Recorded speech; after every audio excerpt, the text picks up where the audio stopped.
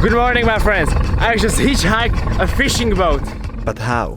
Look for port, found it, get beers, find fishermen, they just finished. Returned at 5 AM, show my dedication, boarding.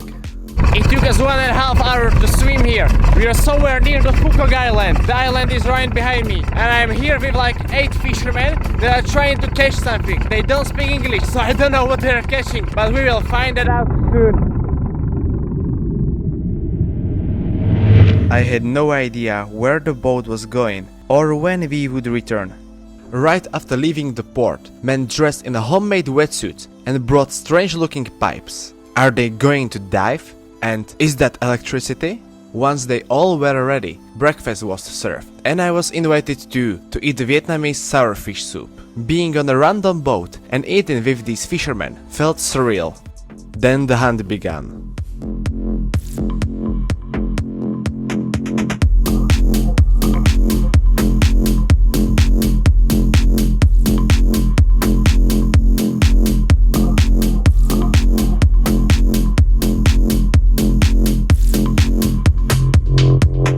So the men jumped into the water like 20 minutes ago, and the young member of this crew that is on board said me that they will be underwater for 50 minutes. I think they're searching for some snails or for some kind of oysters, because they're using these kinds of baskets to collect whatever they're collecting.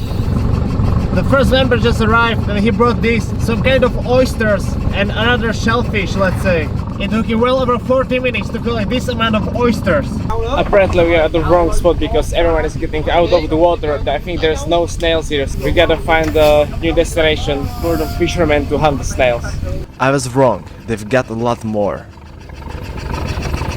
Oh my god, they brought so many oysters. It's the reward they are risking their life for. And while there's a high demand for shellfish, they will continue to hunt them, even when 58 years old.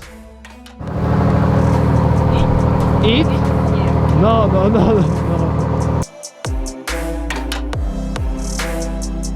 I got this perfect hat from this crew so I don't get sunburned. And we are again on the move. The men brought a lot of shellfish and oysters.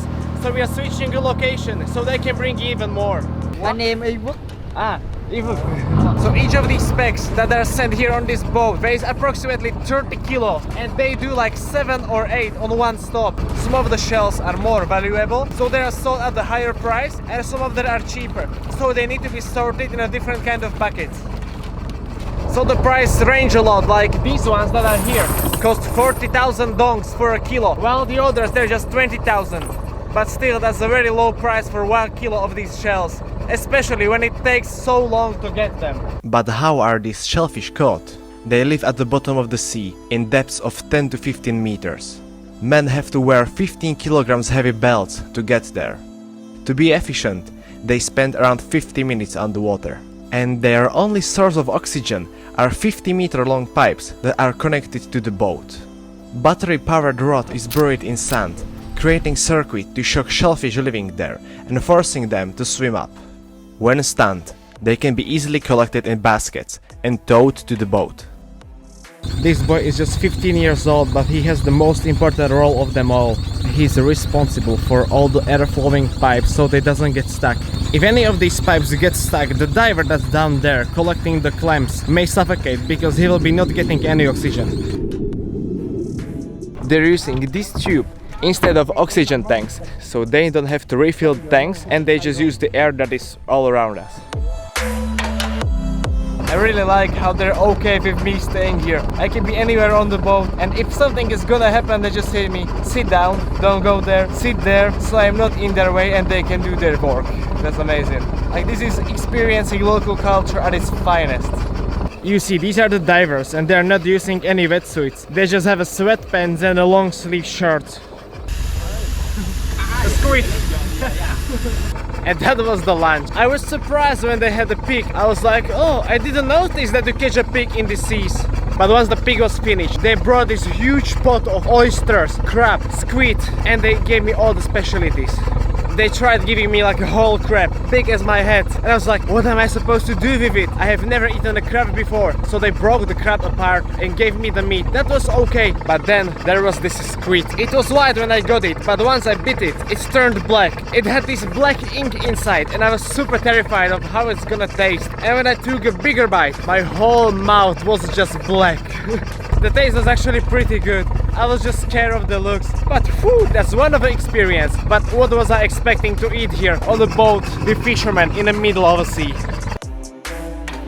It's around 3 p.m. This was the last dive. They did like 3 and 4 in total.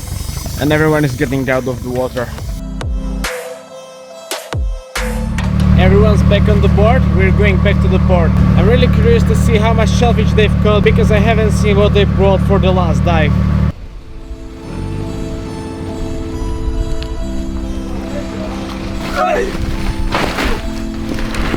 That was extremely heavy.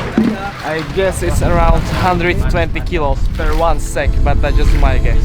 And there's like 1.5 more. So we've caught a lot of shellfish today.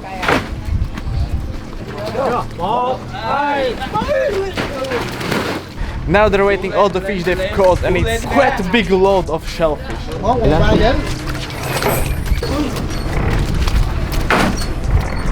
So that was the last full sack. We've caught 4.5 full sacks of these. It was like 450 kilos. 50 kilos of the first sack. And there's another more clownfish in the boat. So today we've caught more than 500 kilos of clownfish. And they've collected it by hand. That's freaking amazing. It seems like they won't let me go home that easily because I'm back on the boat here. They offered me to drink beer and eat seafood here. Drink beer, eat seafood. Okay. And that is something you just cannot say no to. It's like a Lego. You have to assemble it together. I think I will be eating this very soon because it's some kind of snail. Snail? Os? Up. I've had snails before, it wasn't that good, so hope it is gonna be any better. No. Am I really gonna eat this? Yes. Better than the first one. I think it's the clamp that is filtering the scent, so there's a scent inside this meat. So this was my today's family. They were the best. This was the best experience I had in Vietnam so far. That's something I cannot describe with words. These people were so kind to me. Even though none of them spoke English, we communicated just through the Google Translate. But still, they gave me so much. This was once upon a lifetime experience. But this is where the video ends now. So if you like this video, please give this video a like, comment on what should I do next, subscribe if you like my videos, and I will see you somewhere else. Goodbye, friends.